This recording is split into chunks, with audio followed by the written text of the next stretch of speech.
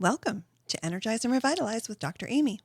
I'm Dr. Amy Cooper-Smith, a doctor-prepared nurse practitioner, and this show is about empowering you to live a radiant, healthy, and balanced life.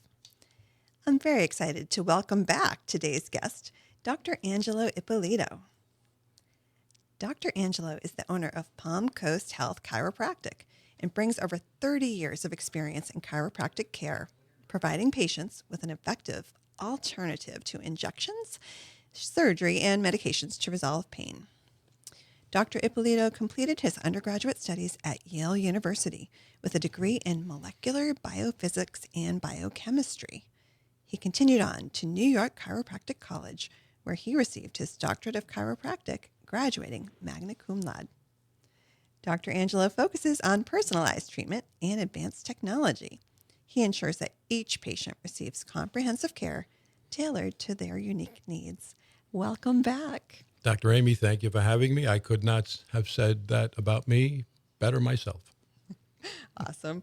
Well, I asked you back here today. You were here before and we talked about myokines and how muscles act as messengers to tell the body to do magic muscle molecules. Yes. And it was such a great conversation. And during that time, we talked just for a moment about the gut. And I said, we need to explore that topic more. It's incredible. All of that talk about muscle and just a few lines about the autoimmune disease and the gut. And I think you told me that perked the most interest. Yes. So here we are revisiting that topic. We're going to expand upon it. Excellent. So why is gut health so important?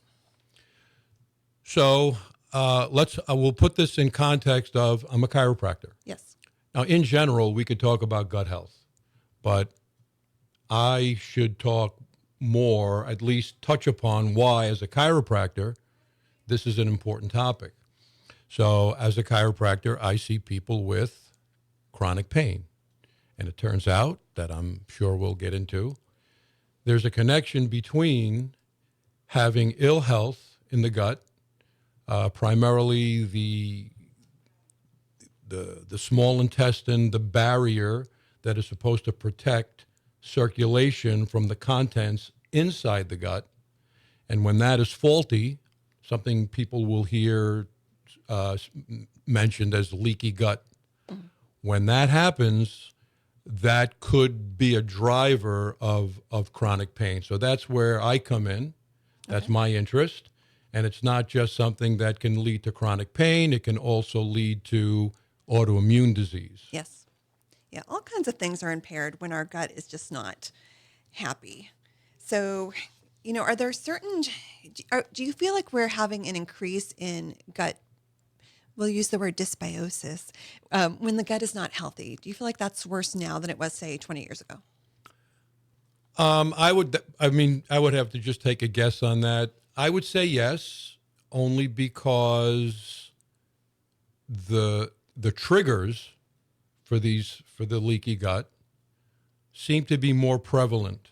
Okay. And we can touch upon three particular triggers.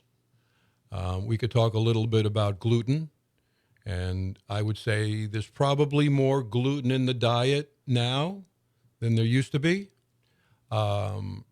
Alcohol consumption. Alcohol is another trigger. And I can tell you as a chiropractor over the years, and it's very, very disturbing, more and more people are reaching for what are called NSAIDs, non-steroidal anti-inflammatory drugs, like Advil, like naproxen. Yep. More and more people are reaching for these things, and that also can be a trigger for breaking down the gut barrier. Well, let's start with gluten. So gluten is the protein found in wheat and certain grains. Right. So how does gluten affect the gut? All right. And before we jump into that, I think it's important for people to understand. When I was in biology in high school, we learned about the digestive system. And it turns out that that's only one part of this whole gastrointestinal system. There's actually 4 parts. So it starts with eating, which is ingestion. Okay. And There are enzymes there. We need to chew. This is a very important component of how we process and absorb our food. Then there's the digestion part, right? So then you get your digestive enzymes in the stomach from the pancreas. But I think the most important part of this process is the absorption. That's where things now either get in or don't get in to the circulation, and that happens at the small intestine. And then finally, we have excretion. So there's many systems going on at once here. So again, when we say gut, what we're going to be talking about is absorption and what happens there. So the three elements that we should mention are the cells themselves. So the small intestine is an organ, and it is lined with cells called enterocytes. And that's the first line of defense. It's a single layer of cells, and just like any other cell, they're supposed to function, they're supposed to make energy. Okay. Now, those cells line up in a certain way where they're tight, packed together. It's called a tight junction.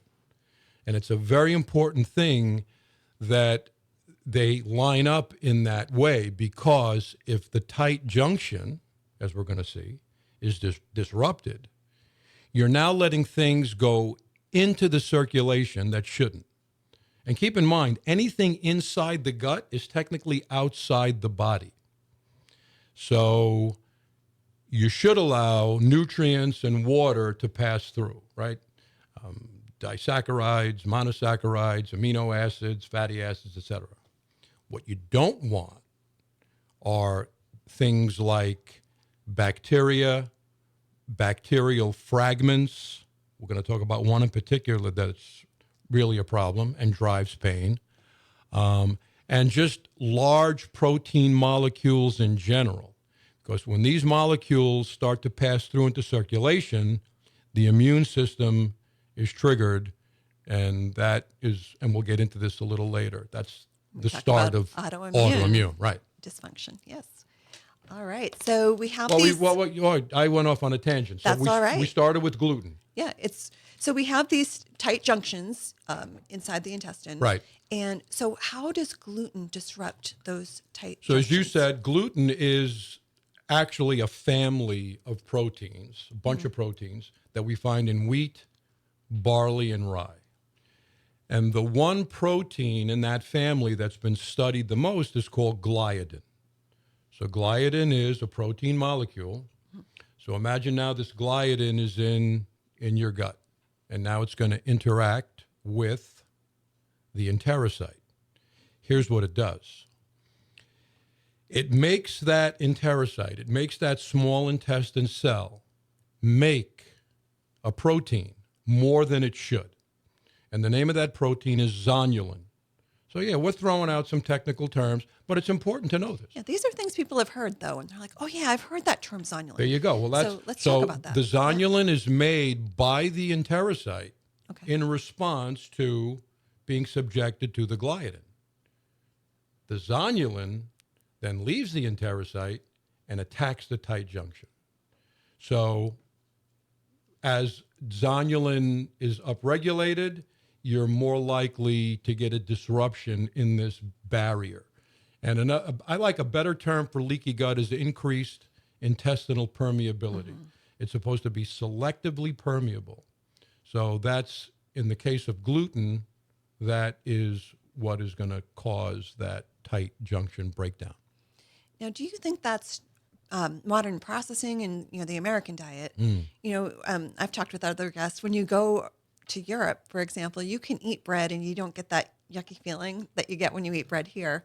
Yeah. So is their gluten different than ours? So I'm not an expert on that, but It's very funny you just said that, because I think, we could take a real detour into pesticides and glyphosate and those kinds of things. And then we could also talk about the history of wheat and how it's been hybridized and it's not the same. Right. But you know something? My opinion, gluten is gluten. You know why I know this? A patient of mine brought me some bread last night. She came in for a treatment. She went to this local place. Apparently, the baker uses flour from Europe. Okay. And wow. Was it delicious? It was, but it pretty much had the same effect on me as any other bread. So this is another interesting sidelight. When people talk about being gluten sensitive, top of the food chain there is celiac disease. Right. So there are people, you've seen them, we know who they are. One morsel of gluten and they're in trouble. And this is all dictated by our genetics. So some people are genetically predisposed to be super sensitive to gluten. And now, over the years, I've heard people say, well, this is a myth, and I'm going to tell you that, again, 30 years of experience, including myself, and I believe there's some sort of a spectrum, and it's probably genetically influenced, where everybody, to some extent, has some kind of gluten sensitivity. It might be mild, it might be moderate, it might be severe, okay? But gluten is something that I think affects everybody on some level. It actually affects the nervous system. That'd be a great topic. But yeah, gluten is, and then when you start to talk to people about, well, I don't care about gluten, it's not going to affect me. I point out, let's take a step back and let's just examine the foods that have it, like a bagel. So maybe you shouldn't be eating that food in the first place. Forget about the gluten because it's refined flour. But again, I went off on a tangent. I'm not sure. I think gluten in Europe is still gluten. All right. Well, I was kind of hoping that we could get away with like having the yummy stuff from other places. You can't escape it. Right. My fiance and I were having the bread last night, and she even said, "Why does this have to be a problem?" Right. So I think, again, moderation. So we know unless we have celiac disease where we can't have any gluten, if we have some degree of sensitivity, to just not overdo it and, make sure it's good stuff when we do have it. Right. And that's a great point. And the problem is there are so many other things. So maybe some delicious baked sourdough bread or, once a week shouldn't be an issue. But if this person is having 3 beers every day, and because of the knee pain, he or she is popping Advil like it's candy, so it's a cumulative effect. Right. So in a perfect world, if nothing else was a trigger, have your gluten, have it, and enjoy it. But for a lot of people, it's a multi-pronged attack on our gut barrier. Right. And I think the cumulative effect, like you mentioned, things do build up over time. Yeah. Yeah. So you mentioned alcohol. Right. So how does alcohol affect our gut and our pain? Talk about something where you said, why does this have to be a problem? But I know. So at the end of the day, alcohol it's the ethanol that's in alcohol. So when you take that in, ethanol is converted to something called acetaldehyde. That is the molecule that is a real problem. That is it's much more toxic than ethanol. And again, there's a lot of genetic predisposition here too. Mm-hmm. There are some people that don't have the enzyme to metabolize the acetaldehyde. Mm-hmm. So it stays in their system longer. So these people are going to be affected by the alcohol longer. Anyway, just like gliadin, same thing, but worse. So the acetaldehyde is now in your system. Number one, it's going to go after the tight junction and break it down. Number two, it's also going to affect the enterocyte itself, upregulating oxidative stress and inflammatory stress. So that's a problem for the cell itself. 3, we haven't mentioned yet something that is probably more important than anything we've talked about regarding the gut, and that's the microbiome. Yes. So the bacteria, which are not in the small intestine, they're mostly in the large intestine. They play a crucial role in our overall health. Guess what alcohol does? Does it disrupt the microbiome? It alters And- your microbiome. Ah, And what it'll do is a healthy microbiome, we've heard the terms good bacteria, bad bacteria. At the end of the day, with so many other things in health, there's a balance. right. So you cannot get rid of the bad bacteria. You need a balance of both. It turns out most of the good bacteria are from the strains Lactobacillus and Bifidobacterium. And there's lots of different, substrains, but you want those. What you don't want are something called gram-negative bacteria. Mm-hmm. Alcohol destroys the good, and it upregulates the gram-negative. And we'll come back to the gram-negative because there's something about that type of bacteria that has something on it that can cause chronic pain. Fascinating. I'm going to have you hold that thought. We're going to pause for a break from our sponsor. You're listening to Energize and Revitalize with Dr. Amy. Don't go anywhere. We'll be right back. Welcome back to Energize and Revitalize with Dr. Amy. I'm Dr. Amy Coopersmith, and my guest today is Dr. Angelo Ippolito. Before the break, we were talking about gut health, the microbiome, and how certain outside things that we ingest can disrupt our microbiome. So we talked about gluten and we talked about alcohol.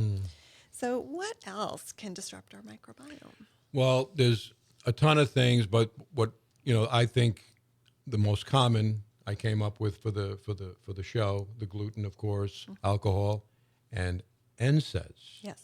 Non-steroidal anti-inflammatory drugs.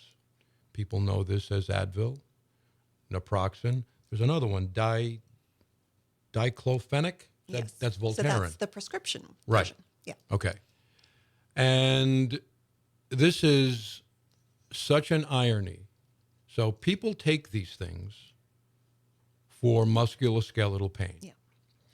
And how this works biochemically is they inhibit a pathway called COX-1, COX-2. These are enzymes that drive the production of prostaglandins.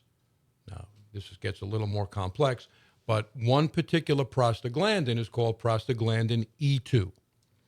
And when that gets too high, that can trigger pain. It activates nociceptors, pain. Okay, so you take the Advil and you shut that down.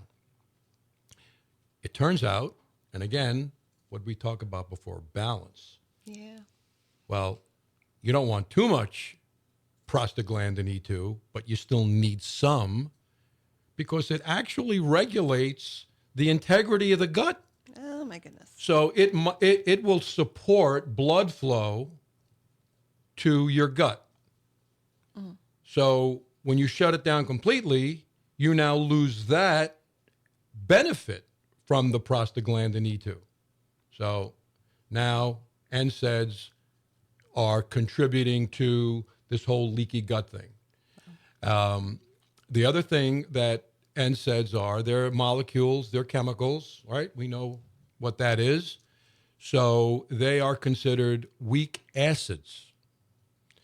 And it turns out that if you subject the enterocytes, those cells that line the gut, to weak acids, it gets into the cell and it disrupts the mitochondria, which is where ATP is made. Energy. And those, and the enterocytes, I'm pretty sure they have the most turnover than any other cell in the body. So these cells require a lot of ATP to function, okay? So if you take that away, they're energy starved. They're tired enterocytes. And you know what a tired enterocyte can't do? maintain a tight junction. It weakens. By the way, this is fascinating when we're talking about, because I did a little extra homework for this, and there are things in cells that mimic little muscles. It's called cytoskeletons, and they give cells structure. That requires energy. And if for some reason the cytoskeleton is deprived of energy, it just gets tired, and you now get a loosening of the tight junction. So, so the sad irony is you're taking this for the musculoskeletal pain, but at the end of the day, you're perpetuating it. So maybe we at some point should now talk about, well, how exactly are these things that are getting into the system generating pain? Yeah, so I think that's really interesting. And, the NSAIDs, I was a primary care nurse practitioner for many years, and I think people feel like they're safe because they're over the counter, and they just can maybe overuse them. Yeah. And then it doesn't just disrupt the gut; it can cause ulcer, and it can affect your kidneys too. Dr. Amy, just like anything else, and we talked about it earlier, you want to have some delicious bread every now and then, go right ahead. You want to have a glass of wine, fine. Every so often, 2-3 days of Advil is perfectly fine. And it's a wonderful pain reliever. It is. It works. I take it for a headache once every 2 months. Right.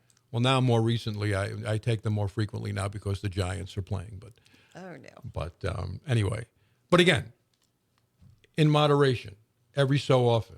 Right. But I've had patients where, like you do, I ask them, what do you take? Oh, I'm not on any prescription pain medication. Good. Well, what do you do? Well, I take Advil 3 times a day. Right. For how long? 15 years? What? So it's a problem. It's a problem. Yeah. So education is important, like what we're doing. Absolutely. Both here and in our practices. Yep. So you mentioned right before I cut you off.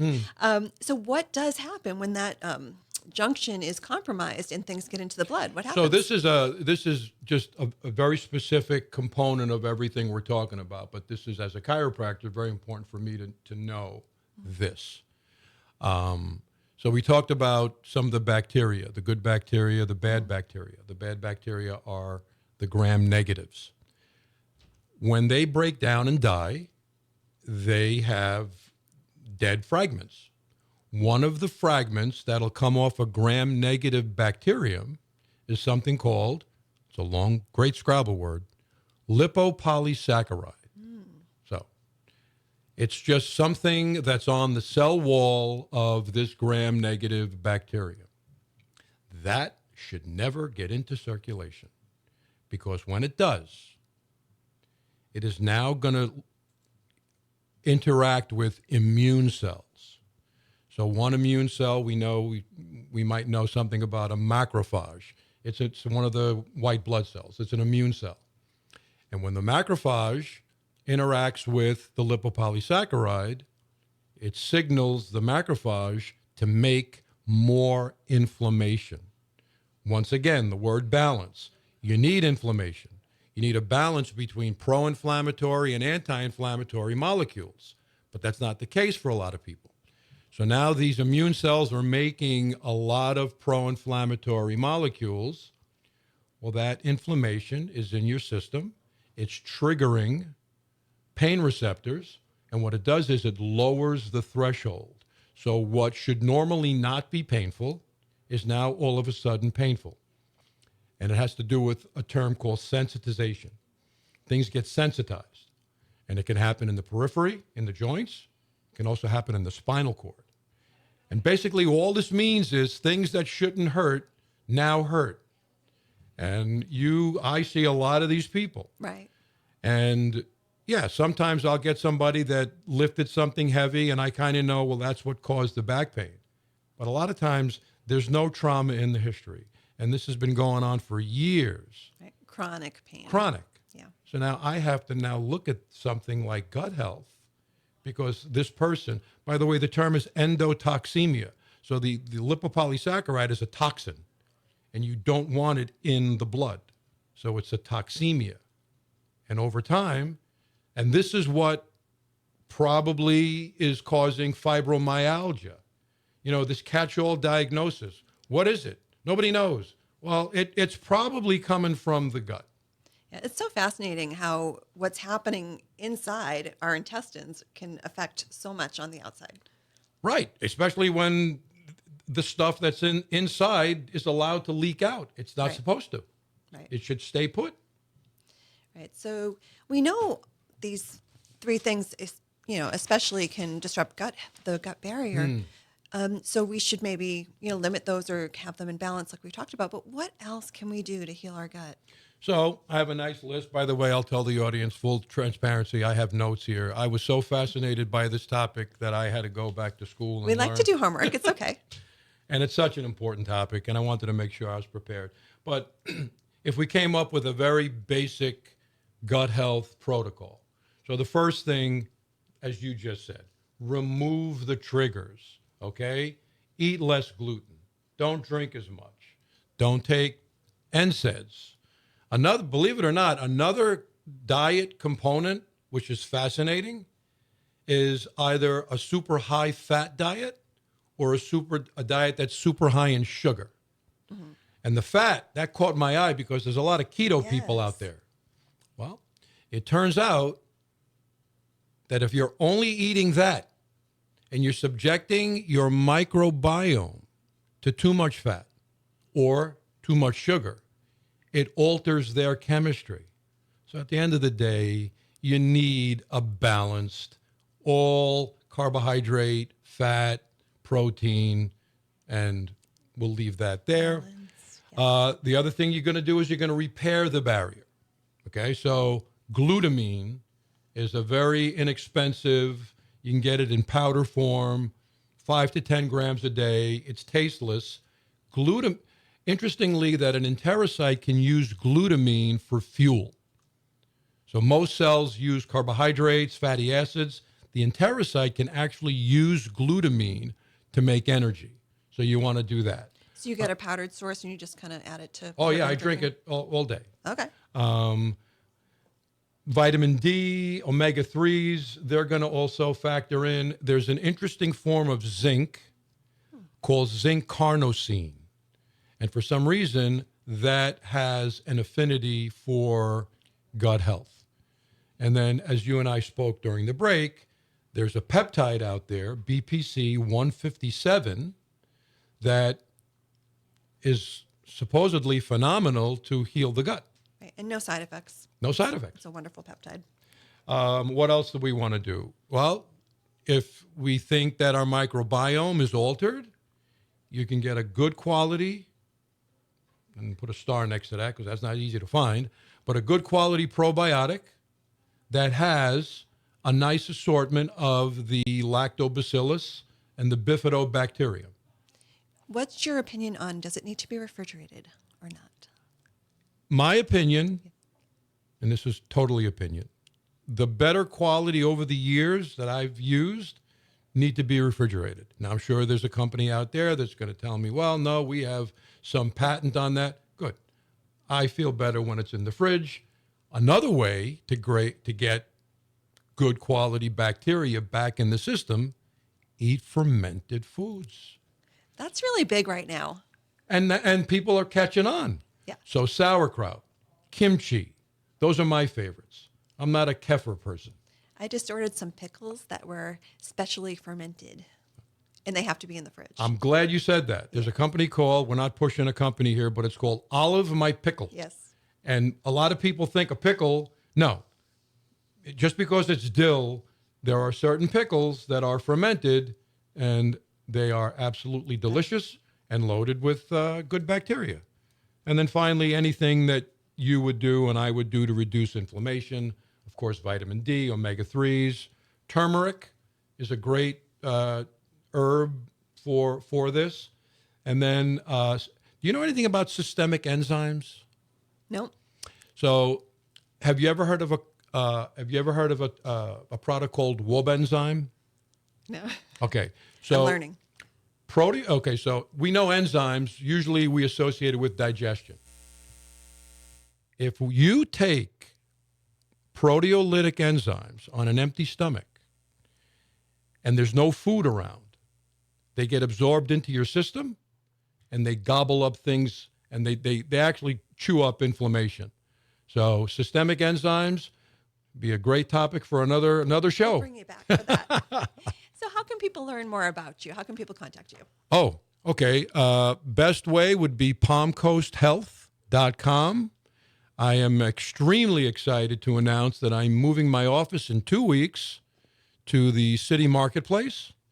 I ask, it's funny, I tell my patients, I'm going to City Marketplace. They say, what the heck is that?